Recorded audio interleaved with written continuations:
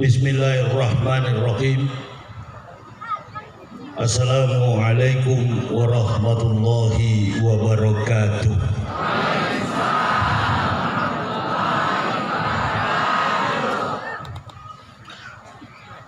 Alhamdulillah. Alhamdulillahillazi arsadal uqula ila tauhid wa hadaha wa awluha adillata wahdaniyati wa jarraha wa abtala bi barakilil haq subhal batin. Ashhadu an la ilaha illallah wahdahu la syarikalah sahadataman arafa manaha wa amila zahira wa batinan bimuqtadoha. Wa ashhadu anna sayyidana Muhammadan abduhu wa rasuluh allazi la nabiyya ba'dah.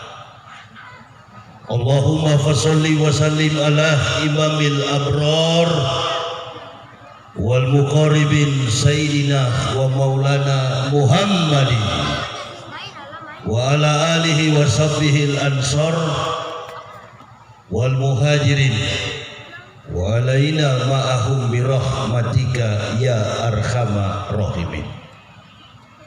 Ibu, bapak, saudara, saudaraku rahimakumullah yang kami hormati, kami muliakan para alim, para ulama, tokoh-tokoh masyarakat, berhadir bersama kita Bapak Kepala Desa, Bapak Abu Zar, Bapak Kepala Dusun, Bapak Safarudin, pimpinan Pondok Rumah Tahfiz An-Nazir, Ustadz Edi Junaidi, Sarjana Pendidikan Islam, dan yang kami cintai, kami banggakan, Masyiral muslimin wal muslimah rahimakumullah. Bersyukur kita kehadirat Allah Subhanahu wa taala. Kalau sampai pada malam hari ini kondisi kehidupan kita masih ada dalam lindungan Allah Subhanahu wa taala. Kita masih sehat, kita masih kuat, kita masih diberi nafas untuk hidup, berinteraksi, menjalankan hidup dan kehidupan, dan amat sangat penting dalam prioritas hidup kita, afdalul a'malu as-salatu khams. Itulah yang menjadi titik penekanan kita dalam pertemuan pada malam ini, yakni membicarakan tentang perjalanan Nabi Sallallahu Alaihi Wasallam, dalam hal ini Isra wal Mi'raj. Isra berjalan, Mi'raj naik. Ada proses kehidupan yang sangat nyata di dalam setiap kegiatan umat Islam. Hari-hari besar yang kita lakukan sepanjang kehidupan dalam perjalanan setahun, ada waktu kita melaksanakan Maulud Nabi yang sudah kita lewati, dan kemudian posisi kita sekarang ini alhamdulillah rabbil alamin bertepatan dengan tanggal 11 Rajab 1444 Hijriah, atau hari ini bertepatan dengan tanggal 3 Februari tahun 2023 Miladiah. Setiap penanggalan inilah yang kemudian mengharuskan kita memperingati sejarah kehidupan Nabi dan para sahabat. Apa gunanya? Apa manfaat yang akan kita petik di dalam pelaksanaan Isra wal Mi'raj ini tidak ada lain, titik penekanan utama adalah afdalul a'malu as-sholat, sholat 5 waktu khums. Amal yang paling utama adalah sholat 5 waktu. Sholat mengajarkan kita untuk mencegah daripada kemungkaran. Perbedaan antara mukmin dan orang kafir adalah sholat. Latar belakang ini bertahun-tahun saya lakukan sebagai manusia yang dilahirkan di tengah dunia ini. Dulunya saya tidak sholat, bukan karena saya tidak tahu ilmunya, bukan karena saya tidak tahu waktu dan tempat, bahkan perhitungan setiap sholat yang dilakukan siang malam, bukan. Tapi kehidupan latar belakang kami sekeluarga dulunya belum beragama Islam. Kami hidup dalam musyrik, kami hidup dalam kekafiran, tidak tahu apa itu sholat. Allah Subhanahu wa ta'ala sudah menegaskan begitu tegas, wa ma khalaqtul jinna wal insa illa liya'budun. Tidaklah Allah ciptakan jin dan manusia kecuali sujud menyembah kepada Allah. Dalam pemikiran saya sebagai manusia yang dilahirkan di tengah dunia ini, dari dalam rahim ibu saya tidak tahu bahwa saya dulunya memang sudah fitrah, sudah Islam. Ibu bapak nanti perhatikan dalam kitab suci Al-Quran bagaimana dialog, bagaimana agreement, bagaimana perjanjian antara Allah Subhanahu wa ta'ala dengan saya dari dalam rahim ibu saya. Berarti perjanjian ibadah kepada Allah, makhluk yang bernama manusia, dari suku bangsa manapun, latar belakang agama manapun, manusia dikandung dari dalam rahim ibunya sudah mengikat perjanjian tentang peringatan sholat. Itulah sebabnya saya sering mengatakan bahwa kami masuk Islam itu bukan pindah agama. Ada perjanjian antara manusia di dalam rahim ibunya, qulubana sahidna, bahwa manusia itu sudah ditanya oleh Allah, ruhnya menjawab, engkau adalah ciptaan kami dan kami adalah penciptamu. Jadi dari dalam rahim ibu seorang manusia, siapapun dia, agama apapun, suku, bangsa, bahasa apapun, manusia di dunia ini sudah ada perjanjian, qulubana sahidna, kami akan menyembah engkau. Itu semua bayi mengatakan begitu. Inilah tingginya ajaran Islam. Tapi persoalannya tidak ada yang menuntun. Kenapa tidak ada yang menuntun? Karena kehidupan kami jauh daripada perintah Al-Quran. Kami dalam kondisi yang masih kafir, tidak beriman. Padahal Al-Quran itu diturunkan kepada seluruh umat manusia. Hudalin nasi wa bainati minal huda wal furqan. Diberikan kepada seluruh umat manusia. Tapi karena tidak ada yang mengajarkan kepada kami bahwa kami sujud menyembah kepada Allah, itu yang membuat kami tersesat. Makanya Allah katakan,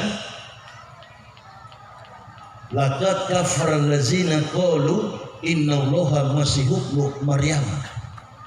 Kafirlah orang-orang yang mengatakan Isa anak Maryam adalah Tuhan sehai Allah. Saya mulai sadar, mohon maaf ibu bapak, saudara-saudaraku, Saya ini masuk Islam bukan karena melihat sikap orang Islam. Saya masuk Islam karena mempelajari teks dan konteks daripada kebenaran kitab suci Al-Quran. Susah bagi saya pribadi untuk masuk Islam. Dan yang paling banyak masuk Islam adalah para pendeta. Itulah doa Nabi SAW ketika beliau sholat sunat fajar. Beliau selalu membacakan rokaat di dalam kitabullah berdasarkan isi kebenaran kitab suci Al-Quran. Qul ya ayyuhal kitabi ta'alau ila kalimatin sawain bainana bainakum illa na'budu wallahu syirka bihi wala yattakiza baduna ba'dan. Kembali hai ahli kitab, qul ya ayyuhal kitabi ta'alau ila kalimatin. Kembali hai ahli kitab pada kalimat yang sama dengan kami. Itu Rasulullah mengajarkan. Pulanglah hai para pendeta, hai ahli kitab. Kenapa? Karena ahli kitab ini walazina kafaru wa kassabu bi ayatina ulaika sabunar khalidina fiha wa bi'sal masih.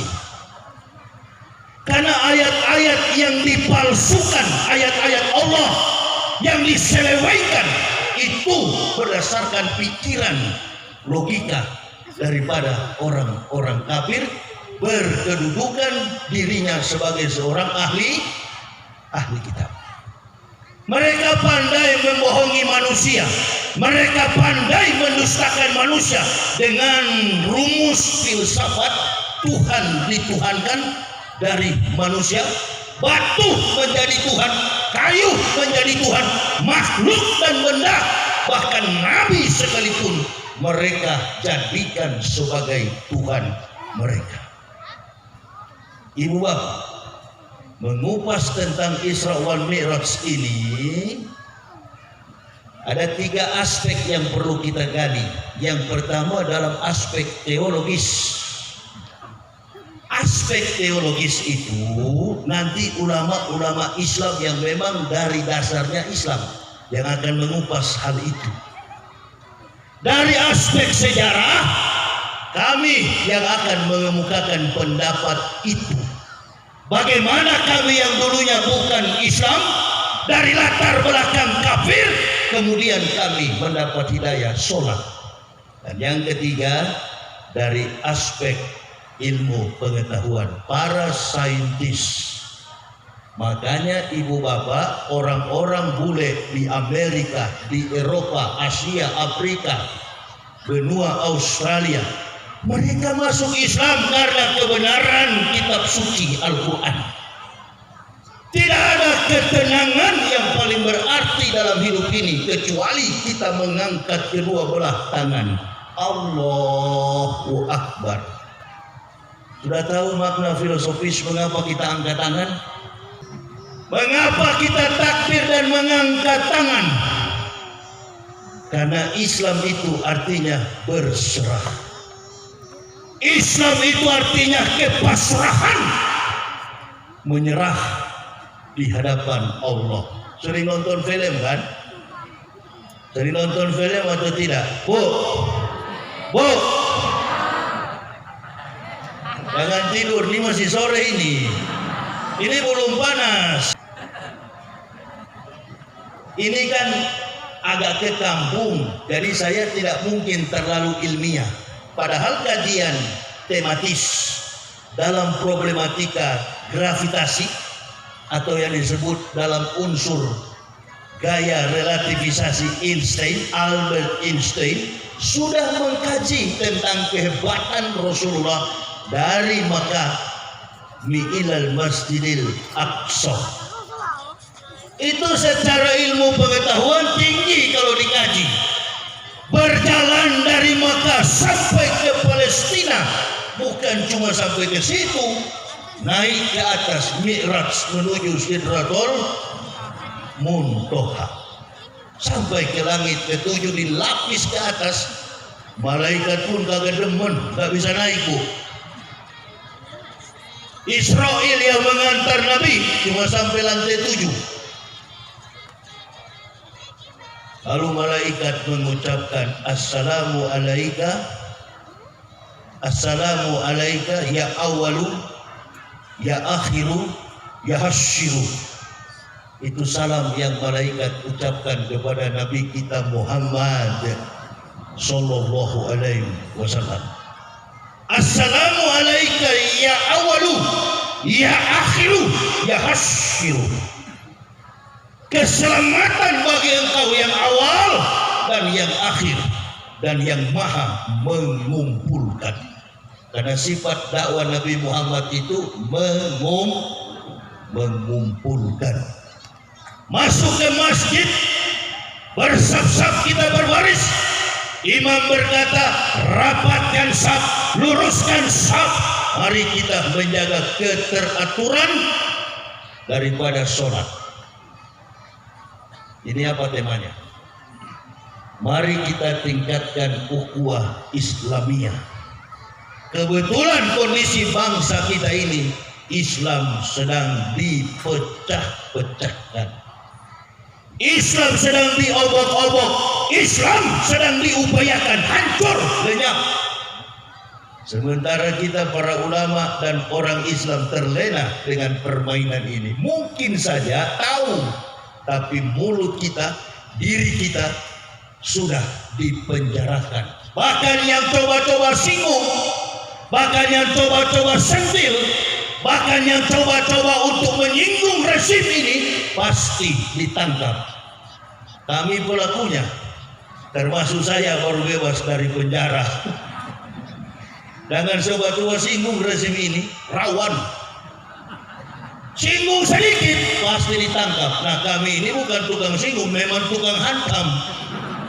Sedangkan singgung saja ditangkap, apalagi tukang hantam. Innalillahi wa inna ilaihi raji'un. Tapi semuanya mengaku Islam. Allahu Akbar.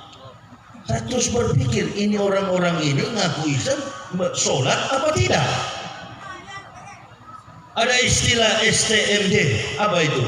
Sholat terus, maksiat mainkan. Sholat terus, maksiat jalan. Kemungkaran dilakukan. Pejabat, jangan main-main, gak tanggung-tanggung. Menteri Agama lagi. Menteri Agama siang malam kemana-mana berkopiah hitam, menunjukkan identitas sebagai seorang Muslim. Saya dari kafir begini setia, begini serius, sampai didoakan oleh MC tadi, kemanapun Ustadz berada tetap konsisten, walking on the right track. Qudwatun fisabilillahi aurahautun khairun minat dunya wa ma fiha. Berangkat pagi atau sore, berjuang di jalan Allah lebih mulia daripada dunia dan segala isinya. Itu komitmen kami, itu sendal kami, itulah landasan prinsip ketika Allah berikan kami hidayah. Tujuan kami berdakwah cuma dua: membawa kafir supaya sholat, ya. Rukun Islam yang pertama itu apa? Syahadat. Hei orang kafir, kembali kepada Islam, bukan pindah agama. You kembali kepada Islam, you tidak menyangkal agama. Apalagi Anda seorang Kristen, kembali kepada Islam, Anda akan melakukan sepenuh-penuhnya, sebenar-benarnya ajaran Nabi Isa alaihissalam. Karena Nabi Isa adalah Nabi yang menjalankan syariat agamanya sama dengan umat Islam. Allahu Akbar. Qala inni Abdullahi ataniyal kitab wa ja'alani nabiyya wa ja'alani mubarakan aina wa kuntu awsani bi sholati wa zakati wa dumtu haya. Itu kata-kata Nabi Isa yang diabadikan Allah Subhanahu wa taala di dalam kitabullah Al-Qur'anul Karim, surat ibunya Maryam ayat 30 sampai 31. Ini pesantren Quran, jangan coba-coba salah bicara Al-Quran. Ini perkataan yang diabadikan oleh kebenaran wahyu Allah. Perkataan Nabi Isa. Nabi Isa sendiri mengatakan, saya ini hamba Allah. Atani al-kitab, Allah memberi aku kitab. Apa kitab Nabi Isa? Namanya Injil. Apa kitab orang Kristen? Apa kitab orang Kristen? Nah, berani dulu-dulunya mengatakan siapa yang ajar Injil? Injil itu adalah Quran. Taurat adalah Al-Quran. Makanya kafir benci sekali sama saya. Kenapa? Karena saya tukang bongkar kedok mereka. Allahu Akbar. Bukan kaleng-kaleng, kawan. Memang saya bukan ustadz terhormat, ustadz liar. Saya bukan ahli ilmu, saya cuma charger. Ibarat handphone saya ini bukan pada komponen IT, perangkat lunak handphone. Semahal seberapa tinggi harga handphone ibu bapak, kalau tidak ada charger bingung. Betul apa betul? Kalau low battery, kalau baterainya habis, dibutuhkan charger. Nah, saya masuk Islam jadi charger, bukan seperti ustadz-ustadz yang di YouTube. Mereka berdebat di YouTube hanya karena sholawat. Mereka berdebat di YouTube, mereka tidak sadar ustadz dengan ustadz saling menjelekan di luar sana, kafir sorot. Gampang sekali menghancurkan Islam. Ini kata Muhammad Abduh, al-Islamu mahjubun bil muslimin. Islam dirusak oleh orang Islam sendiri. Bahkan di pedalaman Dayak Air Hitam, kepala sukunya lompat di atas stek. Dia lompat di atas panggung dengan mandau di pinggang. Kupingnya panjang, tatohnya dari atas sampai ke wajah. Istri saya sudah ketakutan, pikirnya saya mau dihantam dengan mandau. Ternyata dia minta menyerah di hadapan Allah untuk disyahadatkan. Air Hitam, Kalimantan Tengah, pedalaman, parkir mobil di tengah hutan. Kami jalan suami istri dan panitia masjid berjam-jam sampai ke desa, di mana umat Islamnya cuma 15 kepala keluarga. Ini ustadz-ustadz yang suka ribut-ribut di YouTube ini sudah sampai ke sana atau belum? Dia itu kata Habib Rizik, imanuhum fi amplopihim. Dia cuma cari kepuasan perut, popularitas. Mendatangkan mereka pun susah ibu bapak. Harus siapkan tiket pesawat, hotelnya harus mewah. Innalillahi. Sementara umat Islam terkungkung dalam kebodohan. Hampir 10 tahun, hampir 1 dekade, bahkan 2 tahun terakhir kita tak boleh silaturahmi, masjid dikunci, kita tidak boleh beribadah akibat isu Covid. Memang betul-betul negara ini tidak punya berkah. 2 periode dipimpin oleh rezim ini tak punya berkah. Dari awal bahkan sampai ke ujung pemerintahan ini gak punya berkah. Ini bukan singgung pemerintah. Kemarin saya mau ceramah, belum apa-apa sudah ada yang bisik, Ustadz jangan bicara politik. Kawan, kamu ini orang Islam atau kafir? Lalu kalau duduk di sini untuk apa? Cuma lawa-lawa. Kalau mau jadi pelawak jangan jadi ustadz, betul? Kalau jadi ustadz hanya 2 konsepnya, amar ma'ruf nahi. Tegakkan yang ma'ruf, berantas yang mungkar. To revive the truth, to bury deviation. Mengangkat kebenaran, menguburkan yang batil. Itu konsep pendakwah. Tapi Ustadz Edi jangan diikuti. Jangan coba-coba Ustadz langsung ditutup nih tapis Quran ini. Ini yang bisa bermain begini hanya jubahnya Umar bin Khattab. Kalau Ustadz ngajak ada jamaah anak cucu kita, semua yang ada di Muaro Jambi, desa Muaro Jambi, mari datang ke An-Nasir untuk belajar Quran. Masya Allah. Saya dari kafir tinggalkan kekafiran, masuk Islam karena tertarik dengan ayat-ayat suci Masya Allah.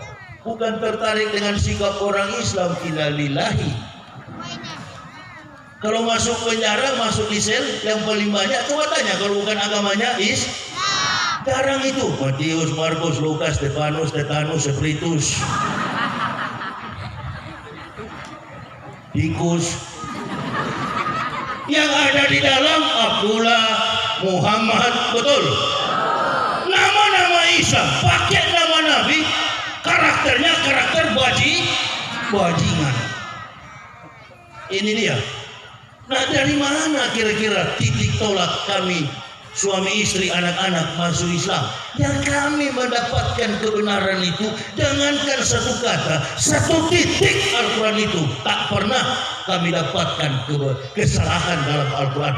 Justru sebaliknya, yang kami dapatkan adalah kebenaran kitab suci Al-Quran.